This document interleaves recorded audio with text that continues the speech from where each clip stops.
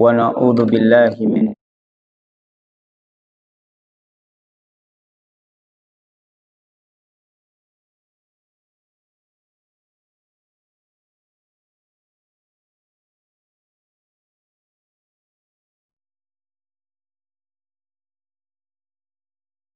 la nabiyya ba'd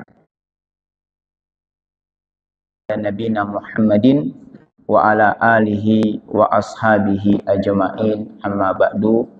Para jamaah salat zuhur yang dirahmati Allah, kita melanjutkan pembahasan dari kitab Al-Adabul Mufrad, dan kita masuk dalam pembahasan man la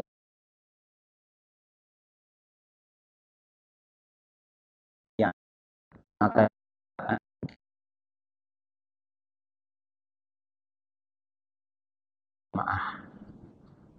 rahmat terhadap orang lain. Bahkan nanti Pak akan dijelaskan oleh penyarah dari hadis ini, sampai kepada hewan pun kita itu disuruh untuk berkasih sayang. Dan ini sesuatu yang sangat kita butuhkan di hari-hari ini. Apapun persoalan yang terjadi dalam kehidupan kita, tidak boleh dilepaskan dari rasa kasih sayang kepada siapapun itu. Kepada siapapun itu nanti akan dijelaskan jemaah. Sampai kepada hewan pun Pak, itu juga dianjurkan kita untuk berkasih sayang. Ada dalam hadis arba'in Pak, hadis tentang tata cara menyembelih.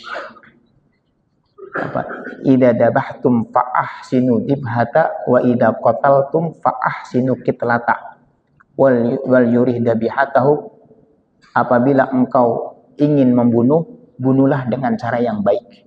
Apabila ingin menyembelih, sembelih dengan cara yang baik. Hewannya diistirahatkan dahulu, pisaunya ditajamkan.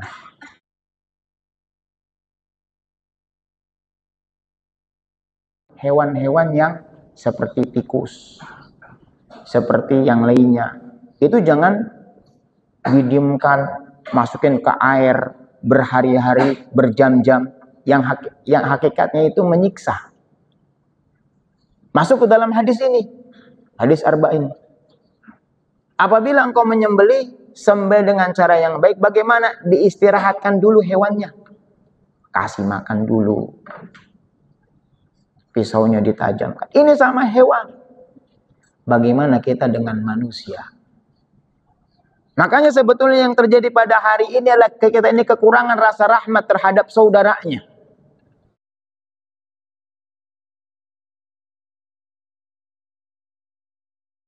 Di antara kita mengucurkan darah antara sama-sama Islam. Maka hadis ini adalah sebagai teguran bagi kita semua. Apapun problematikanya adalah tidak pantas bagi siapapun kita, apalagi negeri kita ada aturannya, ada undang-undang dasarnya.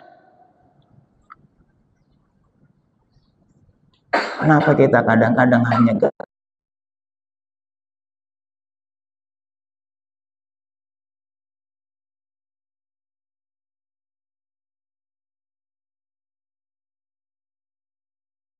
assalamu alaik, kematian kepadamu ya Muhammad sallallahu alaihi wasallam. Nabi hanya cukup mengatakan wa alaika ya Yahud, dan kepadamu juga wahai Yahud. Aisyah kaget Pak, ya Rasulullah sallallahu alaihi wasallam, engkau cuman membalas kayak gitu? Balas ya Rasulullah. Apa kata Nabi SAW?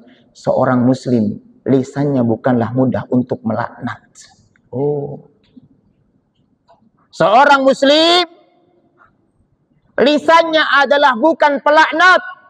Nabi Shallallahu Alaihi Wasallam, bagaimana orang-orang yang di bawah Nabi Shallallahu Alaihi Wasallam mudahnya mengucapkan laknat, mudahnya mengucapkan kotor, bahkan di YouTube dan lainnya. Makanya kami katakan pada hari ini mudah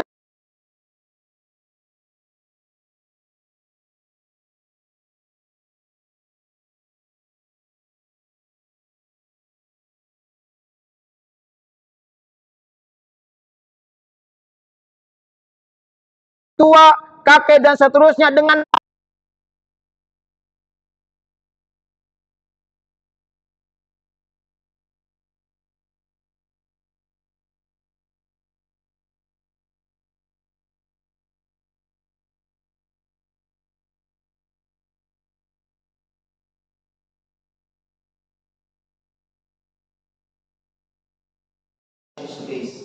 itu nanti ada di kecil, Pak. Itu biasanya Muqaf itu menjelaskan ini dulu tempat Nabi SAW itu sembunyi di kebun anggur miliknya orang Taif. Tiba-tiba pada Jibril menginformasikan, ya Muhammad SAW akan datang kepadamu malaikat penjaga gunung. Datang, Pak. Apa kata dia? Ya Rasulullah SAW, mau tidak aku balikkan gunung ini kepada warga Taif? Apa kata Nabi SAW? Aku tidak menginginkan itu untuk dibalikkan gunungnya, tapi aku mengharapkan ada anak cucunya dari Taif masuk ke dalam Islam. Dijawab sekarang, Pak, Taif itu kalau musim panas, Pak, itu para ulama-ulama Saudi Arabia ke situ, Pak, mengadakan tablik akbar dan seterusnya. Rahmat. Tapi kan pernah, Pak, pas kejadiannya apa itu, kejadian perang Badar atau perang Uhud, itu perang Badar kalau tidak salah. Ada salah satu dari orang Mekah itu ditawan, Pak. Ditawan. Akhirnya ada yang bersumpah di Ka'bah. 2 orang kafir nih, Pak. 2 orang kafir. Anak saya ditawan. Kalau seandainya ada yang menjamin hutangku dan menjamin keluargaku, saya datang ke Madinah, saya bunuh Muhammad SAW. Satu orang itu sudah, kamu ke Madinah, bunuh Muhammad, saya yang akan memenuhi kebutuhan keluargamu dan hutang-hutangmu. Datang itu sendiri, Pak. Udah ada pedang. Sampai di Madinah, Umar ketahuan. Ya Rasulullah SAW, ini ada fulan. Pasti keinginan yang buruk yang akan dilakukan. Tapi apa kata Nabi SAW? Biarkan dia masuk, wahai Umar. Akhirnya kata Nabi SAW, Pak, ngapain kau kesini? Saya ingin menengok anakku yang kalian tawan. Apa kata Nabi SAW? Bohong kamu. Jujur, apa yang kau inginkan datang ke Madinah? Saya ingin menengok anakku, ya Rasulullah SAW. Bohong kamu. Sampai 3 kali, Pak. Tiba-tiba Nabi SAW mengatakan, bukankah engkau mengadakan perjanjian dengan si fulan? Barang siapa yang memenuhi bebanku, menanggung hutang-hutangku, saya datang ke Madinah untuk membunuh diriku. Langsung apa, Pak? Asyhadu alla ilaha illallah wa asyhadu anna Muhammad Rasulullah. Ini keluar bukan karena kerasnya pukulan, kencengnya penghinaan. Bukan. Tapi al-akhlaq wal adab yang diberikan kepada Nabi SAW. Rahmat. Kasih sayang. Dan itu yang telah terkikis di kita, Pak. Makanya Nabi SAW mengatakan, man la yarham la yurham. Barang siapa yang tidak bisa memberikan kasih sayang, tidak akan Allah berikan kasih sayang. Walaupun dia hartanya banyak, walaupun kedudukannya tinggi, walaupun dia memiliki jabatan, tapi kalau seandainya tidak memiliki kasih sayang, tidak akan bisa, Pak. Gak akan bisa, Pak. Gak akan bisa, jemaah.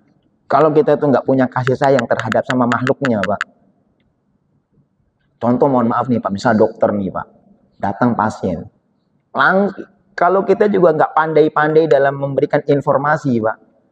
Nggak pandai-pandai dalam memberikan suatu info-info itu, Pak. Mana mungkin juga kita akan berkualitas, Pak. Tapi kalau kita pandai, mungkin akan naik itu, Pak. Itulah hakikat rahmat. Kasih sayang. Makanya kenapa, Pak, ketika hijrah pertama kali itu ke Najasyi, Nabi SAW perintahkan sahabatnya itu hijrah ke daerah Najasyi, Pak. Yang notabene rajanya itu adalah Nasrani, Pak. Karena Masya Allah, Pak, rajanya itu apa? Kasih sayangnya tinggi terhadap rakyatnya. Nah ini. Pentingnya suatu kasih sayang. Pentingnya rahmat. Maka ketika kita ingin mendapatkan rahmatnya Allah Subhanahu wa taala, berikan kasih sayang kita kepada manusia. Sampai dikatakan, hadhil ahaditsu li maudi'in wahidin wa huwa wujubu tahalli bi husnil muamalati wa tahalluqi bi khuluqir rahmah. Hadis ini menunjukkan wajibnya kita itu berhias dengan rasa kasih sayang.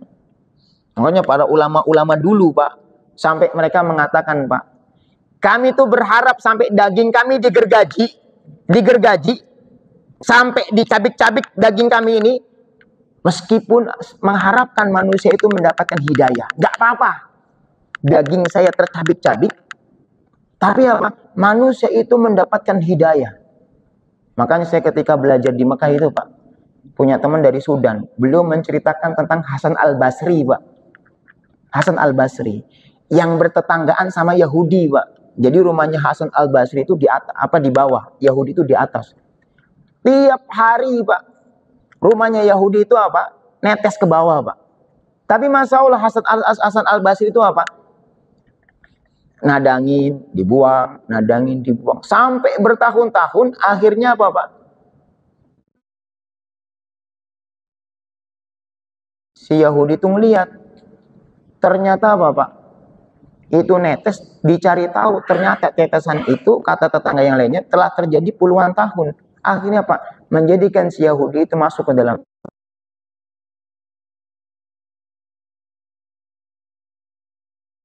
kan.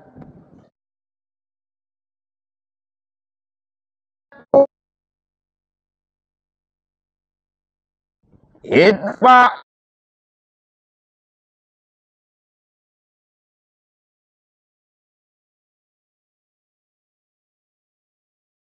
kajian di ini kan di sekolah nggak sama antara pengajian antara gerombolan ini nggak sama, tapi Allah katakan infaq billati hiya ahsan, segala itu dengan cara yang baik. Allah katakan segala itu dengan cara yang baik, bukan emosi di mana ditambah dengan emosi, bukan amarah ditambah dengan amarah, gak akan bisa selesai. Infaq billati hiya ahsan, segala itu dengan cara yang baik. Bagaimana caranya? Apalagi seorang kiai, apalagi seorang ustaz, apalagi seorang alim ulama yang mereka seharusnya adalah bertahalli bi akhlaqil karimah, berhias dirinya dengan akhlakul karimah, bukan mudah melaknat, mengeluarkan kata-kata yang kotor dan seterusnya. Demi Allah, makanya kita berapa banyak dari alim ulama tapi naudzubillah min dzalik. Keberkahan jemaah. Kenapa Pak? Akhlakul karimah, rahmat, kasih sayang, mudah makna, mudah mengeluarkan kata-kata hewan. Dan itu terpampang di YouTube, dan bahkan anak-anak yang belum cukup umur bisa melihat.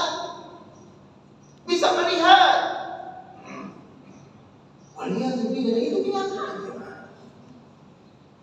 Dengan hujah apapun, Pak, sebutkan kepada kami mana Nabi Shallallahu Alaihi Wasallam pernah mengeluarkan kata laknat, mengeluarkan kata kotor, sampai pernah Nabi Shallallahu Alaihi Wasallam mendoakan laknat kepada suatu kaum, ditegur oleh Allah Subhanahu Wa Taala. Nabi mendoakan, bukan urusan kau yang Muhammad Shallallahu Alaihi Wasallam dalam halaman dan seterusnya. Bagaimana dengan kita, jemaah?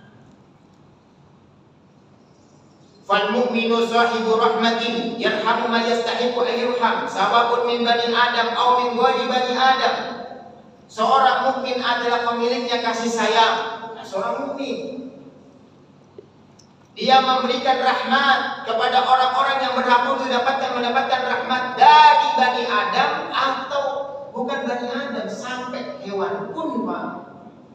Itu Pak, saya katakan membeli di mana ditajemin di soknya, sampai Syekh Muhammad bin Shalih Al-Utsaimin itu, Pak, kalau kau dapetin tikus jangan disiksa, dilelepi, nanti dinaikin, dilelepi lagi, naikin lagi, ada gitu, Pak. Ya Pak ya.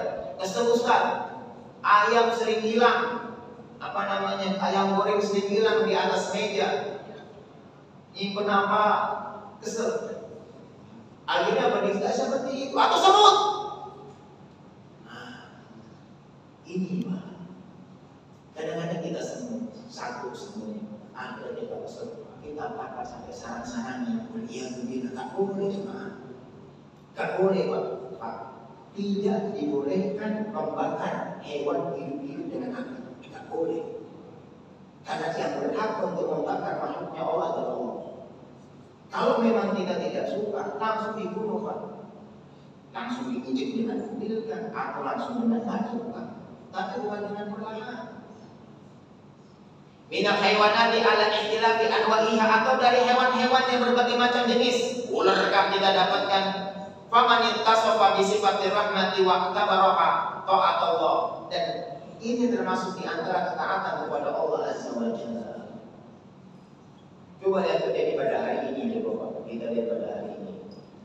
Ketika kita kehilangan rahmat, kasih sayang sama istri, sama anak, kadang-kadang kita pulang ke rumah mudah untuk emosional, mudah kita untuk marah. Coba, padahal nih, kalau kita telusuri berbagai macam problem permasalahan itu yang muncul di kita, apakah selama ini membahayakan kehidupan kita? Selama ini yang kita hadapi dengan emosional, selama ini kita menggunakan amarah, coba Pak, apakah sampai membahayakan kita? HP kita rusak.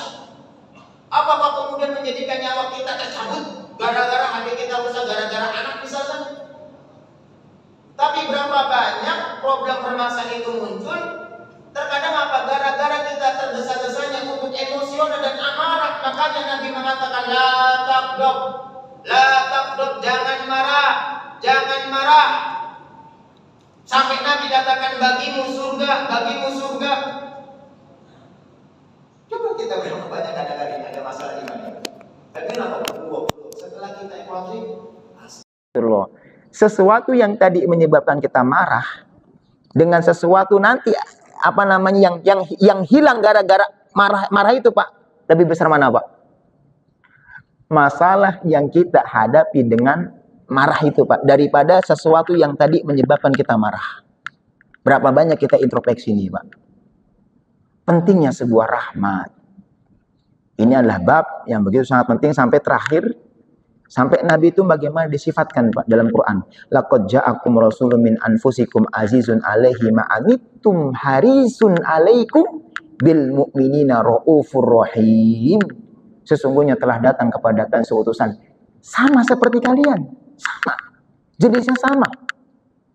Sangat berat apa-apa yang menimpa kalian, sangat bersemangat kebaikan untuk kalian, dan kepada orang yang beriman saling memberikan rahmat. Nabi kita Muhammad SAW. Makanya Nabi dikatakan wa ma arsalnaka rahmatan lil alamin.